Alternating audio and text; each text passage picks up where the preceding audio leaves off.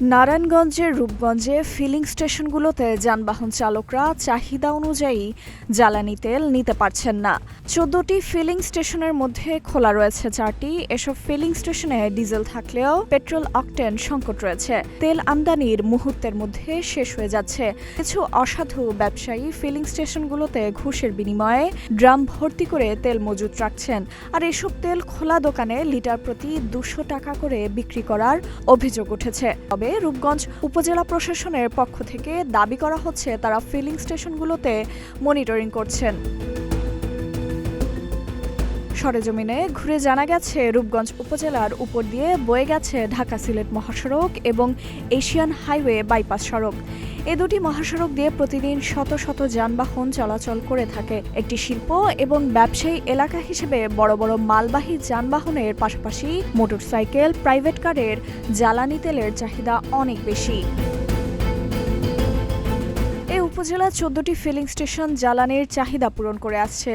বর্তমানে ৪টি ফিলিং স্টেশনে জ্বালানি তেল দিচ্ছে। ইরানে যুক্তরাষ্ট্র ও ইসরায়েলের হামলার পর থেকেই বাংলাদেশে তেল সংকট দেখা যায়। গ্রাহকদের চাহিদা মতো তেল দিতে পারছেন না অনেক পাম্প স্টেশন। খোলা ফিলিং স্টেশনগুলোতে দীর্ঘ লাইন দেখা যাচ্ছে। সরকারি নিয়ম অনুযায়ী জ্বালানি তেল দিচ্ছেন, আবার অনেকে ঘুষের বিনিময়ে অসাধু ব্যবসায়ীর কাছে ড্রাম বা খোলা পাত্রে বিক্রি করে মজুত করার উদ্দেশ্যে বিক্রি করছেন। আর এসব তেল খোলা দোকানে লিটার প্রতি ২০০ টাকা করে বিক্রি করার অভিযোগ উঠেছে। মানে করণীয় কি করবো, ৪ পাম্প ঘুরে আইছি, ২০০ টাকা ১২ লিটার তেল বিক্রি করতেছে দোকানদাররা। তো এখন আমরা অকটেন পাইতেছি না, ডিপো থেকে দিতেছে না। ডিপোতে সম্ভবত শর্ট আছে কিনা আমরা তো সেটা জানি না। আমরা পাই নাই যে বিক্রি করতে পারতেছি না, কিন্তু আমরা পেট্রোল পাইছি, পেট্রোল বিক্রি করতেছি। এই যে আপনারা দেখতেছেন লাইনে আছেন, ঠিক আছে। আর ডিজেল শেষ হয়ে গেছে, আবার আজকে ডিজেল আসতেছে। ডিজেল যখন আসবে তখন আমরা আবার ডিজেল দিয়ে দেবো ইনশাল্লাহ। বর্তমানে আমার তেল নাই, ফিনিশিং পর্যায়ে আমি ৪টা পাম্প ঘুরে আসলাম, কোনো জায়গায় তেল নাই।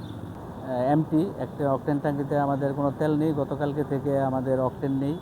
আজকে আমরা গাড়ি পাঠিয়েছি ডিপুতে, আমাদের চাহিদা মতো আমরা গাড়ি পাঠিয়েছি। যদি ডিপু থেকে পাওয়া সাপেক্ষে আমরা হয়তো অকটেন দিতে পারবো আজকে থেকে।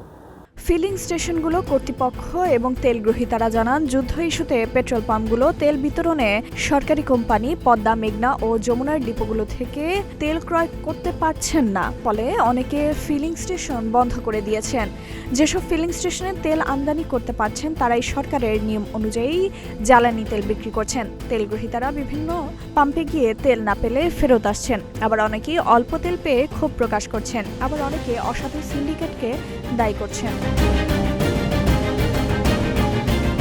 রূপগঞ্জ উপজেলার সহকারী কমিশনার ভূমি ও নির্বাহী ম্যাজিস্ট্রেট ফরিদ আল সোহান বলেন, ইতিমধ্যে সরকারের সিদ্ধান্ত অনুযায়ী জ্বালানি তেল মনিটরিং করার জন্য প্রতিটি ফিলিং স্টেশনে অফিসার নিয়োগ রয়েছে। কেউ অবৈধভাবে জ্বালানি তেল মজুত করতে চাইলে তার বিরুদ্ধে ব্যবস্থা নেওয়া হবে। বর্তমান পরিস্থিতিতে আমরা নিয়মিতভাবে মোবাইল কোর্ট পরিচালনা করছি এবং আমরা বিভিন্ন ধরনের অভিযোগ পাচ্ছি। আপনি যেমনটি বললেন, তো আমরা খতিয়ে দেখছি যে কোনো পাম্প বা কোনো ব্যবসায়ী অবৈধভাবে মজুত করছে কিনা। আমরা গত শনিবার একটি অভিযান করেছিলাম। তো আমাদের কাছে যেটি প্রতীয়মান হয়েছে যে ডিজেলের পর্যাপ্ত সরবরাহ আছে এবং সরকার নির্ধারিত মূল্যে গ্রাহকরা একেবারে নির্বিঘ্নে ডিজেলটি পাচ্ছে, কিন্তু অকটেনের একটু সরবরাহের কিছুটা ঘাটতি আছে।